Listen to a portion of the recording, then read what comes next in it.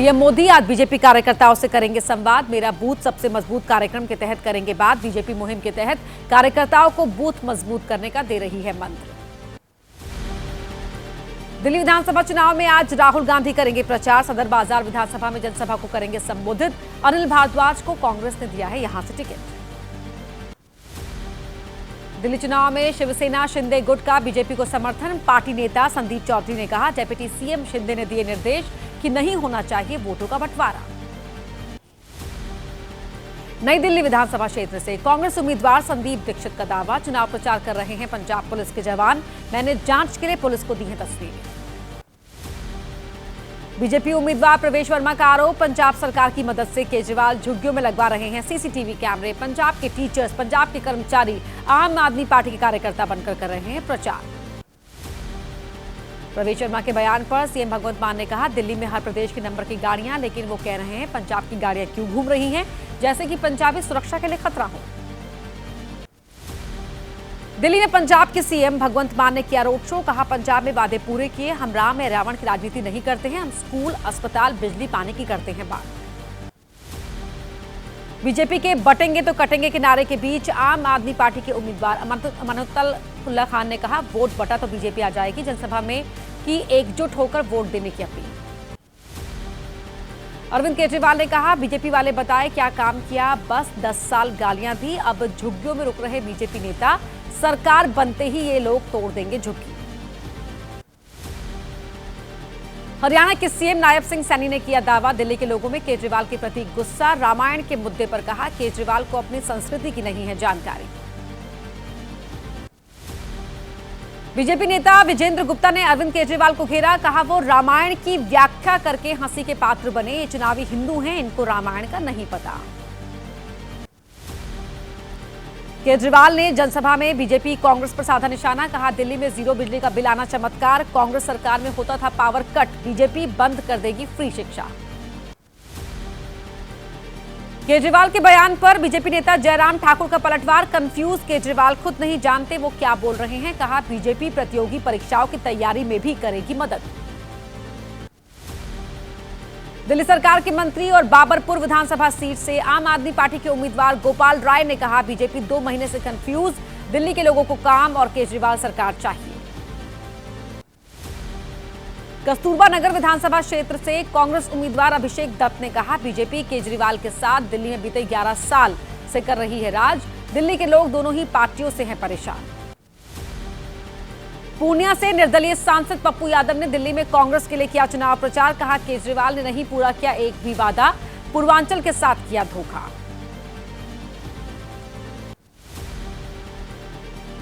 दिल्ली कांग्रेस अध्यक्ष देवेंद्र यादव ने केजरीवाल पर साधा निशाना। कहा, कहीं ना कहीं आम आदमी पार्टी के राज से त्रस्त नजर आती है जनता, लोगों ने कांग्रेस सरकार बनाने का मन बना लिया है। कांग्रेस का आम आदमी पार्टी की सरकार और अरविंद केजरीवाल पर हमले जारी, आज घेरेंगे कांग्रेस नेता अजय माकन और देवेंद्र यादव। केजरीवाल सरकार को लेकर प्रेस कॉन्फ्रेंस में खुलासा करने का दावा।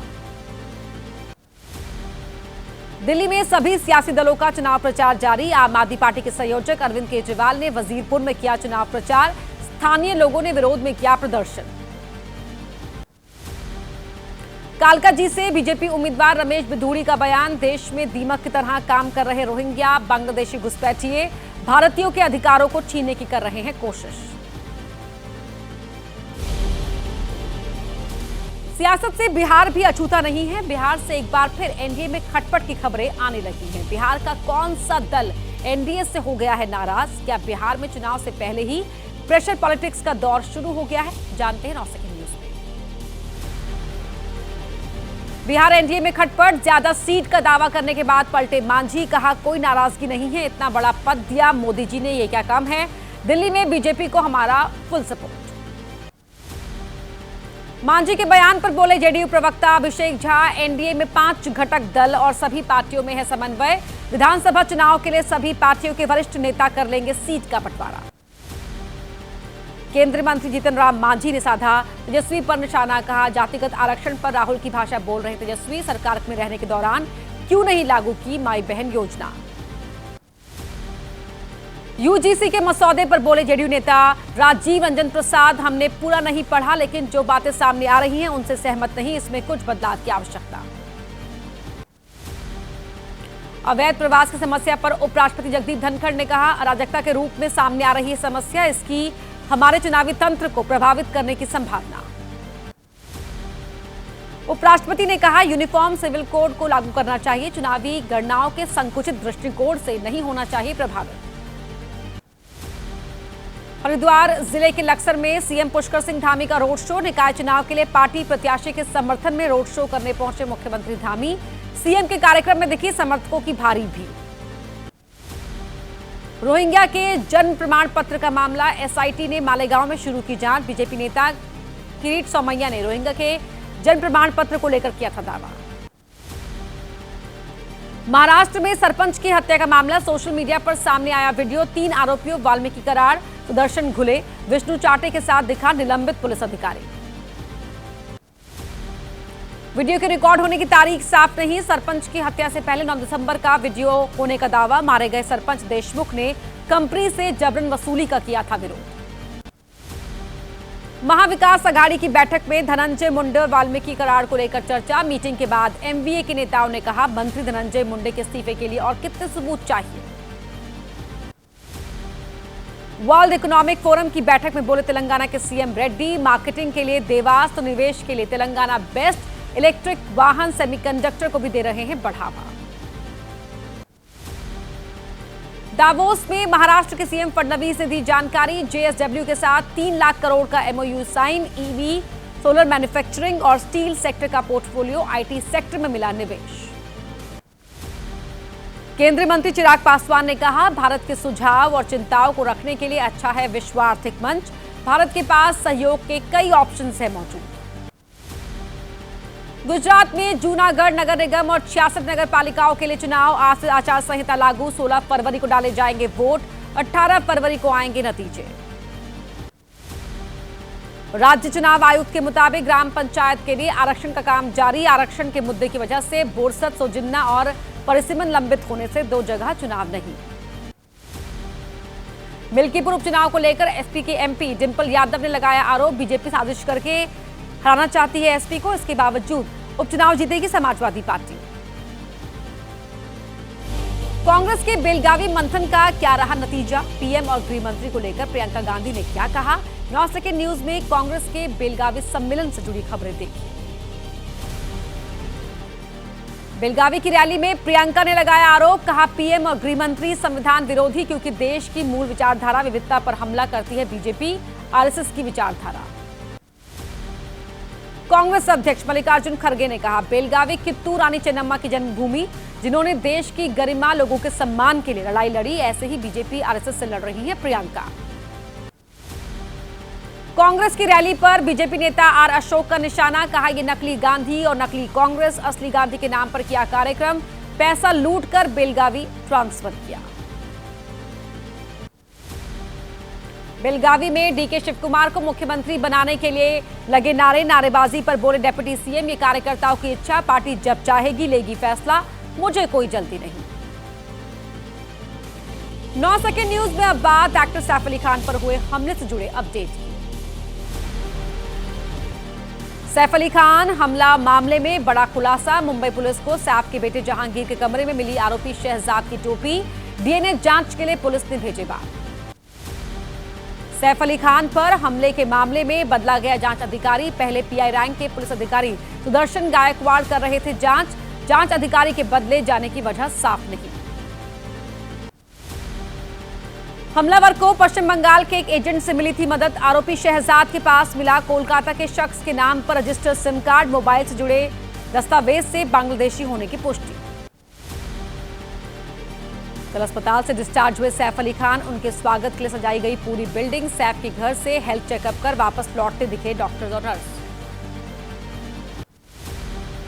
सैफ पर हुए हमले को एक्ट्रेस मलाइका अरोड़ा ने बताया दुर्भाग्यपूर्ण, कहा हमें चीजों को हल्के में नहीं लेना चाहिए, सबसे महत्वपूर्ण है जीवन और सुरक्षा। महाराष्ट्र में रूमा बीबी नाम की एक बांग्लादेशी महिला गिरफ्तार, कोलकाता से आकर उल्लासनगर के इलाके में बनाया था ठिकाना, क्राइम ब्रांच ने किया अरेस्ट। मुंबई में सुरक्षा पर बोले शिवसेना सांसद मिलिंद देवड़ा। अधिक सुरक्षित बनाने के लिए ऑडिट की आवश्यकता। सीएम फडणवीस से अपील की कि हर अवैध बांग्लादेशी को वापस भेजें। पटौदी खानदान की 15,000 करोड़ की संपत्ति पर सरकार का कब्जा संभव। प्रॉपर्टी की वारिस नवाब की बड़ी बेटी चली गई थी पाकिस्तान। दूसरी बेटी के वंशज शर्मिला सैफ ने किया है दावा। किसने कहा यूपी में है बंदूक का शासन, कहां कार से बरामद हुआ डायनामाइट। 9 सेकंड न्यूज में देश की बड़ी खबरें जान लीजिए। कोलकाता के आरजीकर रेप और हत्याकांड मामले में आज सुप्रीम कोर्ट में सुनवाई। कोर्ट ने सीबीआई से मांगी है नई स्टेटस रिपोर्ट। संजय रॉय की सजा और दूसरे पहलुओं पर भी देनी है जानकारी। आरजीकर मामले में पीड़ित के परिजनों से मिले बीजेपी नेता शुभेंदु अधिकारी। कहा मुआवजा नहीं लेना है और ऊपरी अदालतों में अपील के फैसले में हम परिवार के साथ हैं। टीएमसी नेता कुणाल घोष जताई परिवार के साथ श्रद्धा और सहानुभूति। कहा 24 घंटे में कोलकाता पुलिस ने किया था अरेस्ट, तब की सीबीआई जांच की मांग। अब वही लोग संतुष्ट नहीं हैं। वक्फ संशोधन बिल पर बनी जेपीसी बजट सत्र में पेश कर देगी रिपोर्ट। जगदंबिका पाल ने कहा लखनऊ की बैठक में सबने रखा अपना पक्ष, छोटा मोटा विवाद तो होता ही है।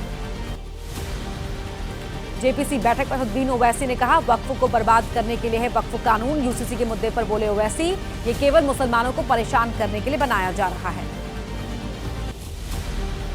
यूपी के शामली में हुए एनकाउंटर पर बोले असदुद्दीन ओवैसी, ये कानून का नहीं बल्कि बंदूक के कानून का शासन। पूछा कोर्ट कहां है, कचहरी कहां है। द्वारका जिले के सातद्वीप अब पूरी तरह अतिक्रमण मुक्त। गुजरात के गृह मंत्री ने एक्स पर पोस्ट कर कहा कार्रवाई के दौरान हटाया गया कुल 36 अवैध निर्माण।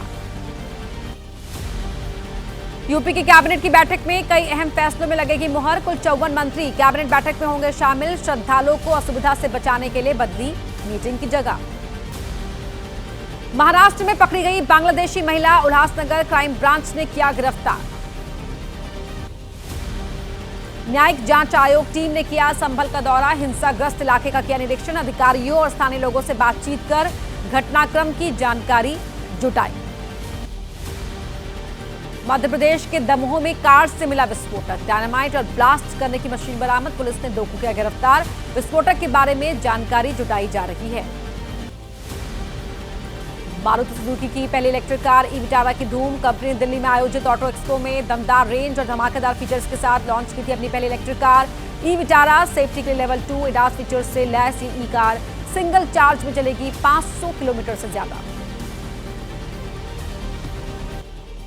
और अब वक्त है कोर्ट से जुड़ी कुछ अहम खबरों को जानने का तेज रफ्तार के साथ। किसान नेता जगजीत सिंह डल्लेवाल के अनशन का मामला सुप्रीम कोर्ट में आज फिर से सुनवाई। पंजाब सरकार डल्लेवाल को दी जा रही मेडिकल सुविधा की देगी जानकारी। स्वास्थ्य से जुड़ी एम्स की रिपोर्ट भी होगी पेश।